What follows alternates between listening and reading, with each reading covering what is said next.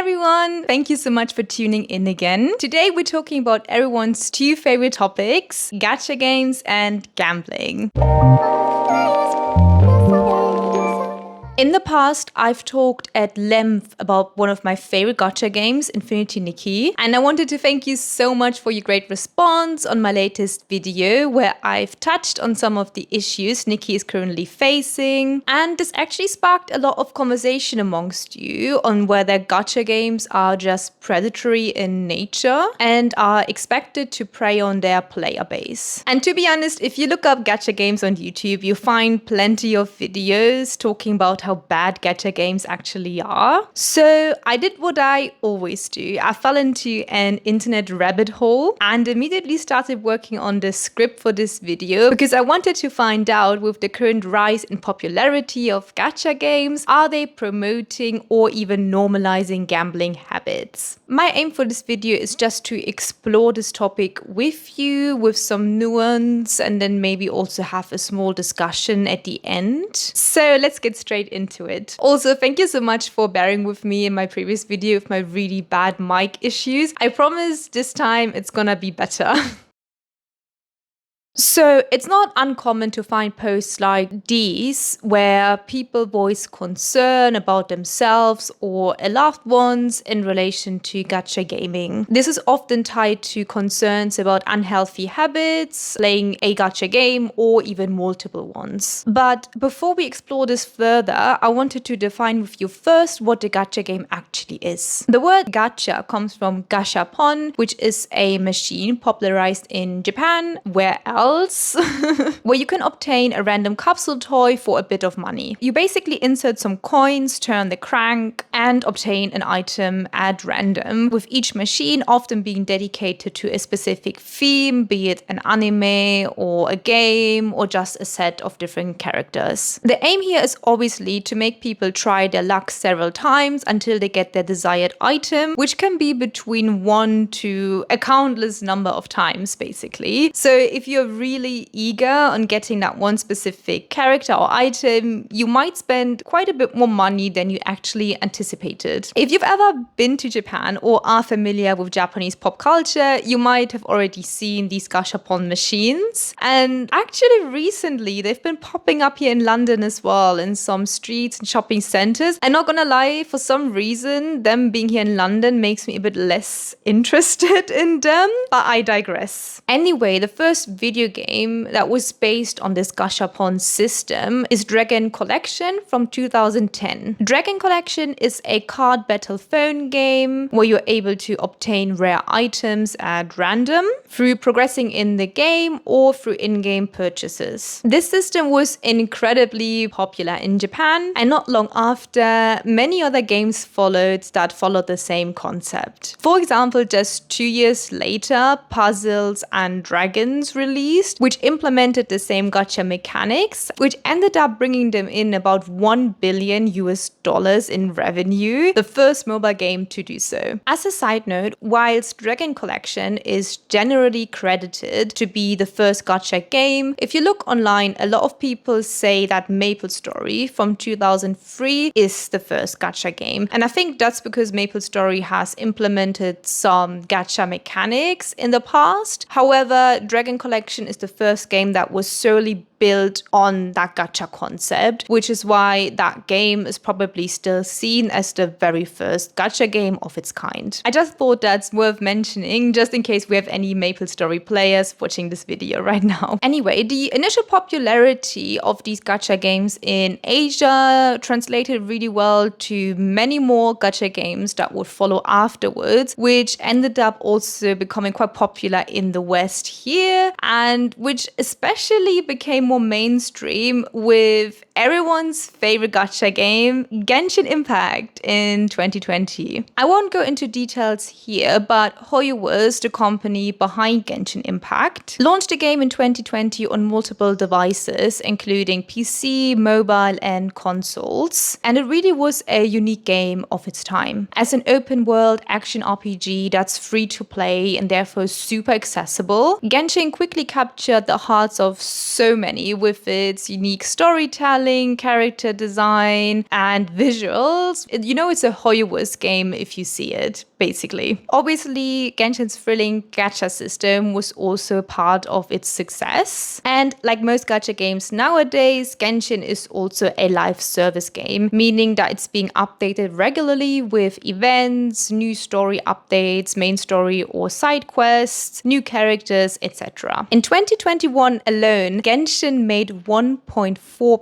billion US dollars in revenue, which is insane. And that's just for that 1 year. By the way, this also made Genshin the third top grossing game in 2021, according to Sensor Tower. Nowadays, the Cambridge Dictionary even has an official definition for gacha games, which is a gacha game is a type of computer game, especially one played on a mobile phone, in which users can pay to get a new character, ability, object, etc. at random, and a feature of a computer game in which users can pay to get a new character, ability, object, etc. at random. I want you to keep in mind the phrase at random for now, for a later point in the video. We've mentioned Genshin Impact already, but other popular gacha games at the moment are Infinity Nikki, a cozy dress-up game, Love in Deep Space, a 3D otome game. We've got Pokemon TCG, a mobile card game, Wuthering Waves. It took me 5 times to say that, by the way, or maybe even 10. An action RPG, and Colorful Stage, which is a mobile rhythm game. And also one of my most hated games.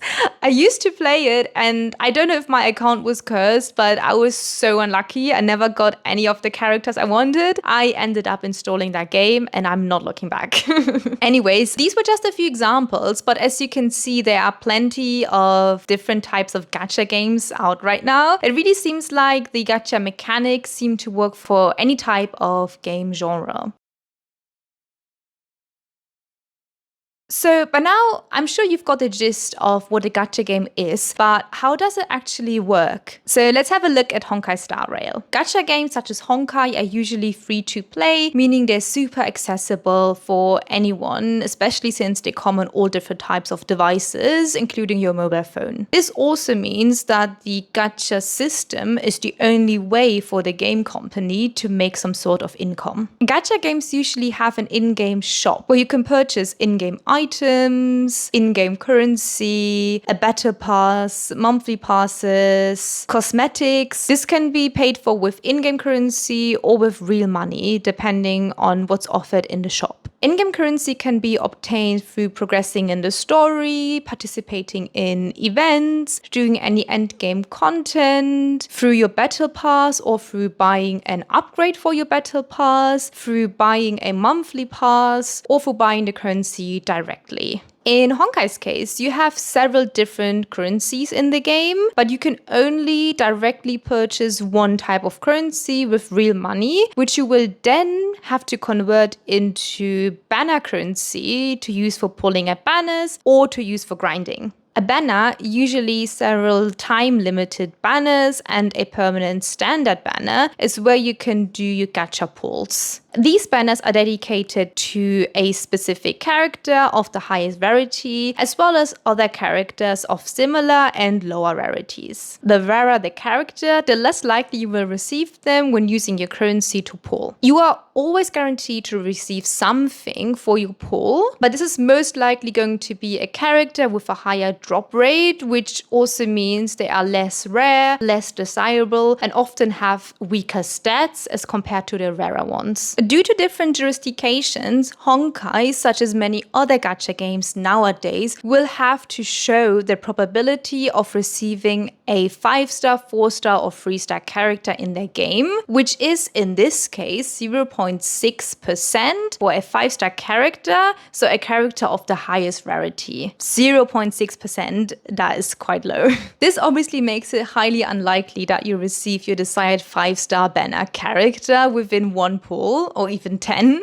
Unless you're blessed by the gacha gods, obviously. But luckily, a lot of gacha games have a pity system where you are more likely or even guaranteed to receive your desired character. For Honkai, that's 90 pulls, which equals 4,400 shards or 90 gold tickets. So we have got two different currencies here, with a 50% chance of obtaining the 5-star banner character. If you lose your 50-50, you will be guaranteed to receive your 5-star banner character with your next 5-star pull, which, if you're unlucky, is going to be another 90 pulls, another 14,400 shards, which would then, if you're super unlucky, equal 20,800 shards or 180 pulls or gold tickets until you receive your desired 5-star banner character. But obviously, with banners usually being limited in time, you only have so many days to accumulate that many pulls to have your 5-star banner character guaranteed. Saving up or accumulating that kind of currency free to play is sometimes super hard or impossible within the given time frame, because you can only really rely on story progression, endgame content, and some event content. And once you're up to date with the story and you don't have any event content left, and maybe with your endgame content you've played through all of that until the timer restarts, there is not much else you can do to accumulate more currency. In that case, you might want to spend some real money. Let's say you don't have any gacha currency at all and you're super unlucky and will need that 180 pulls for your guaranteed 5-star banner character. That will cost you around $480 just to obtain that one character. In many gacha games, there are also benefits when obtaining the same character several times. So in Honkai's example, you can unlock certain stats increases or you can upgrade certain skills when pulling the same character several times. Additionally, in Honkai's case, you also have weapon banners, which run alongside the character banners, and ideally you should also pull for to maximize your character's potential. Of course, the gacha system revolves around more than just the gacha alone. Gacha games usually come with dailies and weeklies. Dailies being daily quests that refresh once a day, and weeklies being weekly quests that refresh weekly. All of those will give you in-game items or currency to use for upgrading your characters, or to use for grinding, or for pulling at banners. In turn, using this for upgrading your characters will then help you to fight bosses or participate in endgame content of higher difficulty, which will then give you even better rewards to use for upgrading your characters or to use for pulling at banners, and so on. So let's take a breath here for a second, because that was quite a lot. We've got complicated currency layering, several different types of banners, permanent ones and time-gated ones, as well as paid for and free-to-play options of obtaining character, banner, and weapon currency and materials that make up Honkai's gacha system. So if you're unfamiliar with gacha games, you might be thinking, why would anyone go through this mess? And don't worry, I've asked myself the same thing. But no, I will be talking about this more in detail in a bit. But for now, I want you to remember that gacha games, aside from the gacha mechanics, still often offer very intriguing stories, great fleshed out characters, stunning visuals, fun gameplay, some sense of community feeling because of the live service aspect. So there are quite a few things about gacha games that are really appealing. And obviously, if you have a look online, there are plenty of people that are happy to admit that they actually love pulling at banners. They love the thrill of receiving, or maybe even not receiving, a certain character, and are happily participating in the gacha system. So what is the issue then? Let's have a look at that now.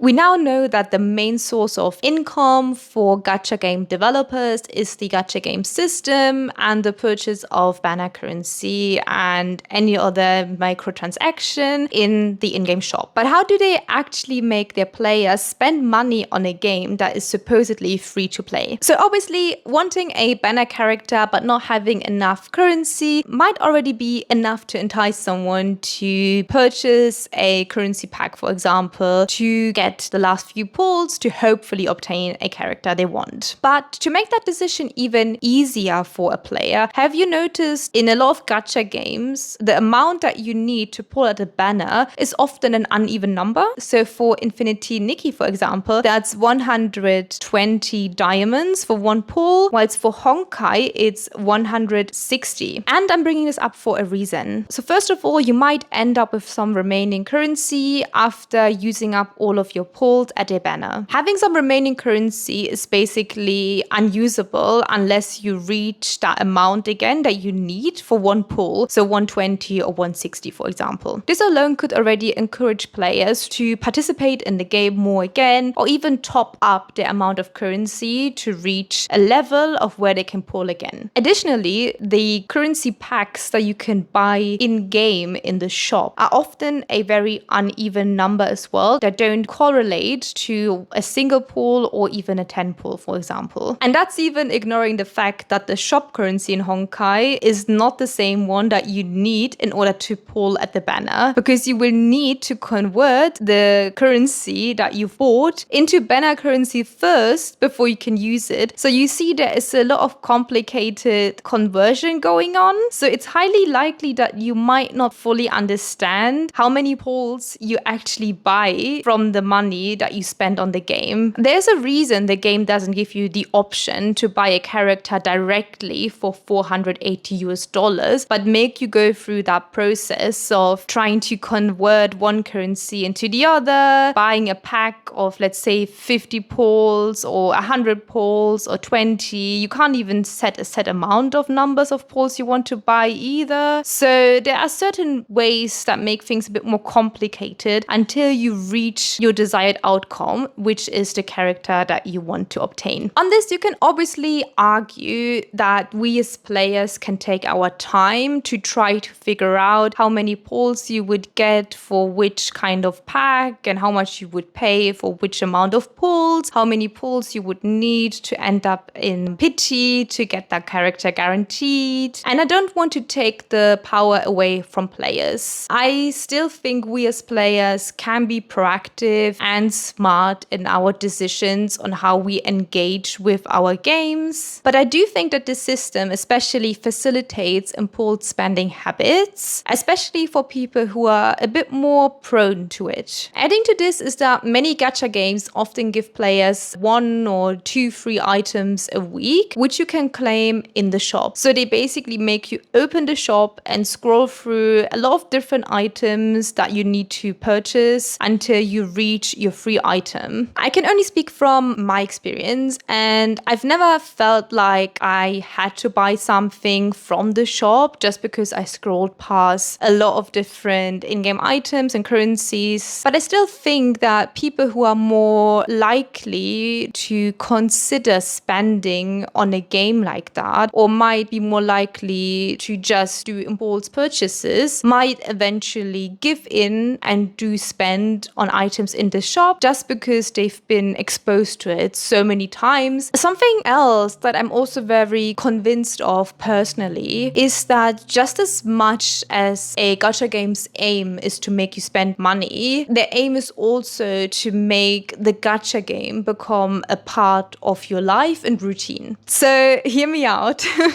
I think gacha games work a lot with FOMO and habit building. I've touched on this before, and you might have already picked up on that. A lot of mechanics surrounding a gacha system are time-gated to varying degrees, be it daily quests that refresh once a day, or weekly bosses that you do weekly, or time-limited banners, events that run only for a certain amount of days or weeks. The key thing here is that you always have something to do and you always have a deadline for it. And all of these things give you free rewards that you might lose out on if you choose not to log in daily for your daily quests, or if you choose to skip the weekly boss, or if you choose to ignore the event that is going on with the current patch. Since obtaining certain currencies or materials in a free-to-play way are quite limited, but you do need quite a lot in the game just for pulling out banners or for upgrading characters, it is almost inefficient to decide not to do your dailies or weeklies. This obviously can not only create a habit, but also cause stress. And I've seen people talk about taking breaks from gacha before. You can even see people talk about gacha burnout, especially when juggling several gacha games at the same time. Crazy.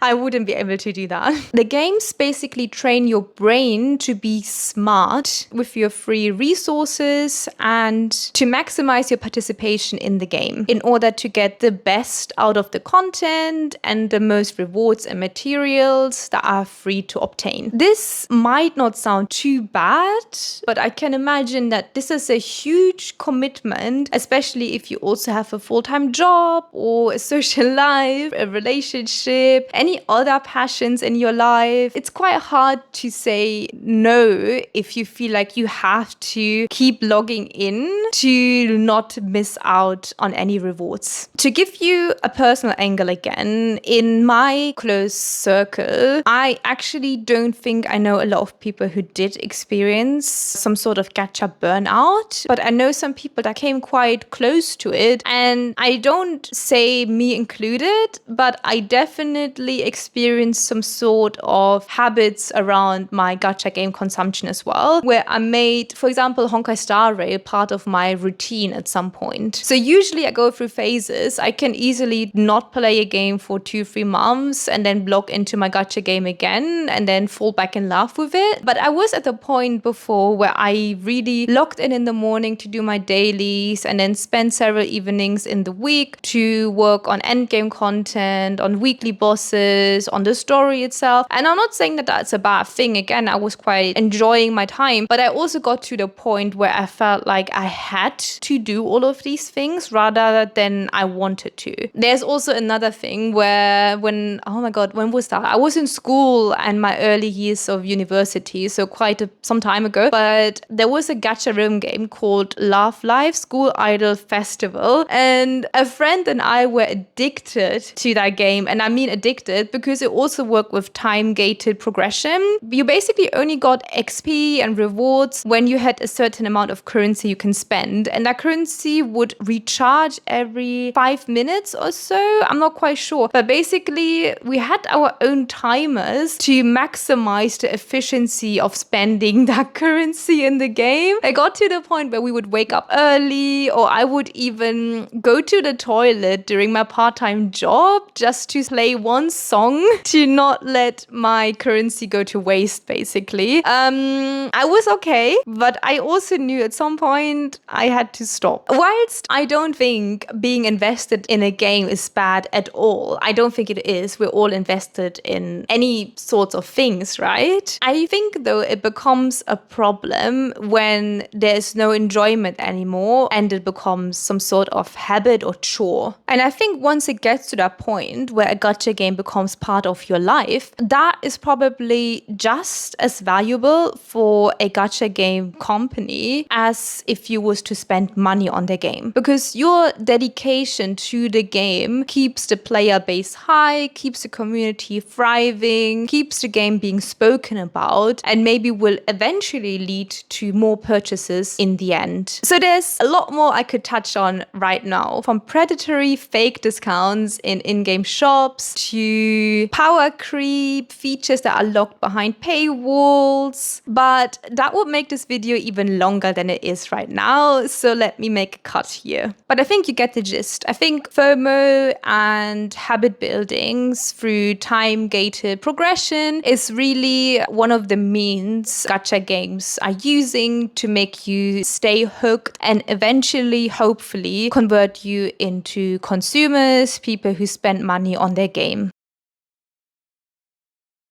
So, to find out how this all correlates to gambling, let's first define what gambling actually is. According to the Cambridge Dictionary, gambling is the activity of betting money, for example, in a game or on a horse race, the activity of risking money on the result of something, such as a game or horse race, hoping to make money. As you can see, gambling is basically defined by the activity of investing money with the hope of making money, whilst gacha is defined as a type or feature of a game where you can invest and will receive an item, character, etc. at random. But let's focus on the similarities for now. Whilst gambling is basically trying to make more money out of an initial investment with a risk of losing it all, gacha games are about acquiring an item with the money you invest. Both the chances of receiving a rare item in a gacha as well as the chance of making more money in gambling are both quite low, with a high risk of no return of investment and continuing spending. I also read a great article on Medium where someone talked about dopamine rush in a gacha setting. So let me read a quote for you. Why do we pull, spin, or roll even when we know the odds are stacked against us? It all comes down to the brain's reward system. At the center of the system is dopamine. Every time you perform an action that may grant a reward, you get a little bit of dopamine. And when you actually get the reward, your brain is rushed in dopamine. They argue that the key thing about gacha is the anticipation. You obviously want your 5-star character, but every time you pull, be it 30, 80, 180 times, the anticipation causes dopamine to be released in your brain and makes you crave for more. This might not directly link to in-game purchases, but basically to a desire to continue participating in the gacha system. I can imagine that this is the same type of dopamine someone might have or feel when they're gambling their own money and they're anticipating a big jackpot, for example. Another quote from this article reads, "Studies show this is the most addictive type of reward schedule. The brain learns that the next pull could be the one. And so we keep going, sometimes well past our better judgment. The flashy animations and celebratory sounds mimic those of a casino, reinforcing the idea that this win was a very big deal, and your brain reacts accordingly." This just one more pull, just one more try kind of mindset could easily be applied in both scenarios here. One more purchase of in-game currency could lead to your desired character. One more pull at the slot machine could lead to the big jackpot. Or so you think. The gacha community also uses the word whale, which originated from the gambling industry. Originally, a whale is a person who would spend huge sums of money in a casino, and the same definition more or less applies for gacha gaming as well. A whale is basically a player who spends huge amounts of money, sometimes even in the thousands, just to obtain their desired characters. Apparently, it is not uncommon for casinos to participate in whale hunting, so basically looking for gamblers who have the potential of spending quite a lot of money, which makes it not surprising that there is a common belief in the gacha community that gacha games predominantly try to cater to whales to keep high spenders entertained. The main similarities between gacha and gambling, from what I see, is that they both encourage players to make investments in the hope of receiving something they desire, with the side effect of dopamine rush that makes them come back for more and for more. And looking at gambling, this could easily lead to more unhealthy spending habits. Some obvious differences between gacha and traditional gambling is that you always receive something, sometimes even a character of slightly higher rarity. So in Honkai's example, you've got obviously 5 stars, but you got 4-star characters, which are much easier to obtain, and they still have quite good enough stats to be useful in your party. Obviously, you could argue that this encourages further spending because you keep feeding your reward system. But on the other hand, I would not want this personally to change because I still enjoy receiving my 4-star characters instead of receiving nothing at all.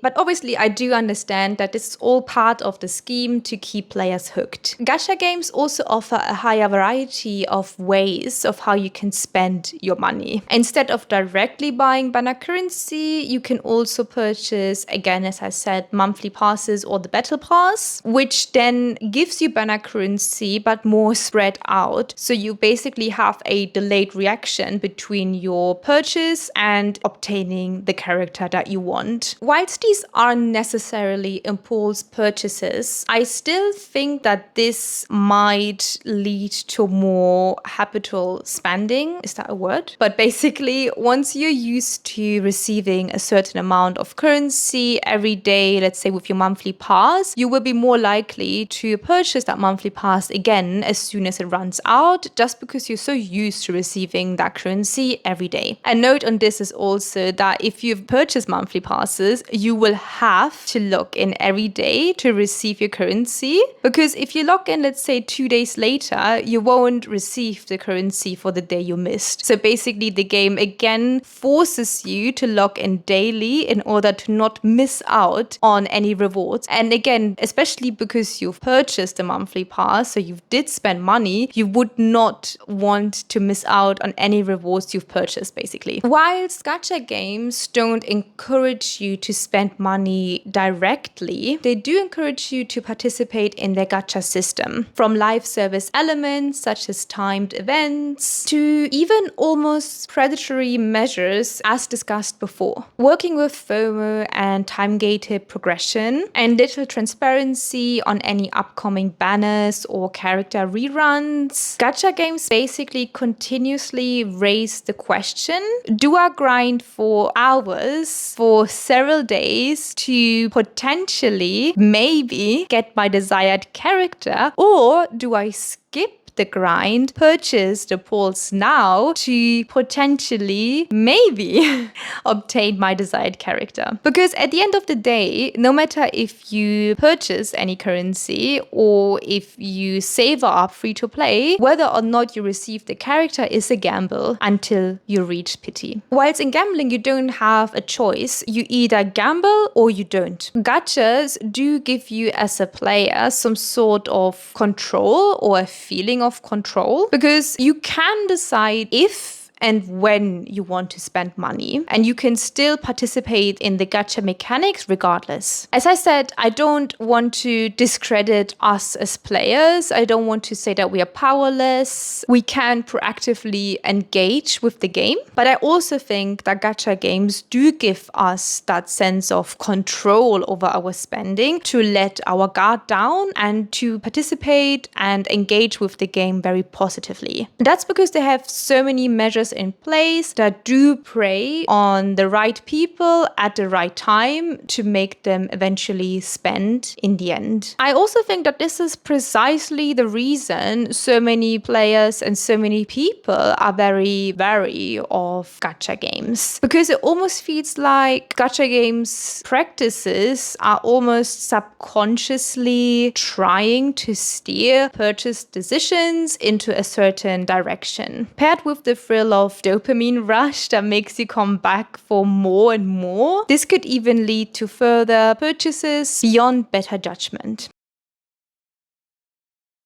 So, are gacha games really bad? I've asked myself this question quite a lot because I do enjoy my gacha games. And personally, I haven't felt close to falling into any unhealthy spending habits before, but I do want to admit, as I've said before, I did feel exhausted playing Honkai Star Rail at some point when it became more like a chore to me. And again, that whole story with love Half-Life, which was probably borderline obsessive, not gonna lie.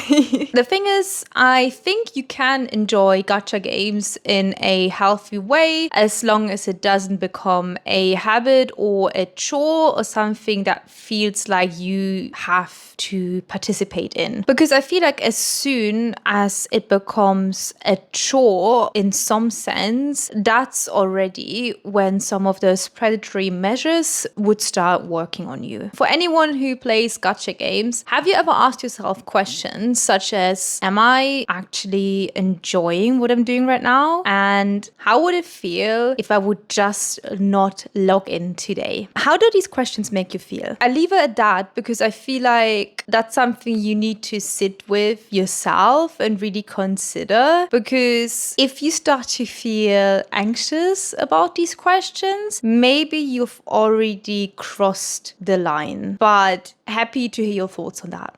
So I brought this up before, but I do believe that gacha games also bring some positives with them. So obviously they're free to play, meaning that especially in this economy, players who don't have that much income or money available can still enjoy some really great games. Some gacha games have really great fleshed out stories, amazing characters, and really fun gameplay. So knowing that that's accessible for everyone, despite their income on any device, even on your mobile phone, is just really, really beneficial. And obviously, I know that there are some issues when it comes to free to play, but right now, let's just focus on the positive things. Gacha games also have really active communities. So you've got Reddit communities, Discord communities, where people share their joy of obtaining their desired character or voice their frustration when they're not blessed by the gacha gods. You also have a lot of amazing cosplayers and fan artists in these communities. So there's a lot of creativity involved in gacha game communities. I also really love the live service aspect because you can really see the story unfold in real time with everyone else. So it's almost like you're watching a show and you're anticipating the next season. I'm really, really a fan of live service because I love to see new character trailers drop, new areas to explore. It's almost like there is something new every so often that expands the story and the world. Some more successful gacha games even have in-person events such as the Genshin Impact Orchestra. I think they had 2 world tours as of now. Some other gacha games host pop-ups in bigger cities. I know Infinity Nikki and Love in Deep Space did that here in London. And then obviously you have amazing visuals and really, really attractive and appealing characters. Full stop. I don't think I need to add much more to that. I know that a lot of people really, really love gacha games character designs. I also watched a YouTube video recently. If I remember which one, I will link it down below. But that person basically said that the return of investment when playing a gacha game is much better compared to playing a traditional game, especially when you're free to play or a very low spender, because you can basically play a gacha game for years with little to no amount of money spent, while a traditional game will require you to pay upfront and then have a determined end to the game. So obviously, as much as I love traditional games, I also agree that if you find the gacha game that you really like, you will have some sort of enjoyment for a really, really long time. I also wanted to touch on whales again quickly. I read an interview with Kotaku where they interviewed some Genshin whales, some of them being accountants, streamers, players who spend a lot of money on games, with games being their priority when it comes to spending any money. And that was quite interesting to read. So obviously it was quite hard for me to find a lot of data on this because I was wondering wondering if whales tend to be more on the low income side or more higher income people. And in the article, in the interview with Kotaku, there was only one person working a retail job, whilst the other people were a bit more well off. I could imagine that obviously someone who has more financial difficulties, for example, due to gambling, or for example, due to gacha games, or for whatever other reason, might be less likely to participate in an interview like that. So it was quite difficult for me to confirm any statistics here, but it's still really worth reading if you want to have a look in how whales basically think. But again, just looking at gambling, I could imagine in gacha games as well, just looking at how they would want you to spend more money, it could potentially lead to financial difficulties for some people who go down that route. But again, I did not find any stats. Let me know if you have any information on that.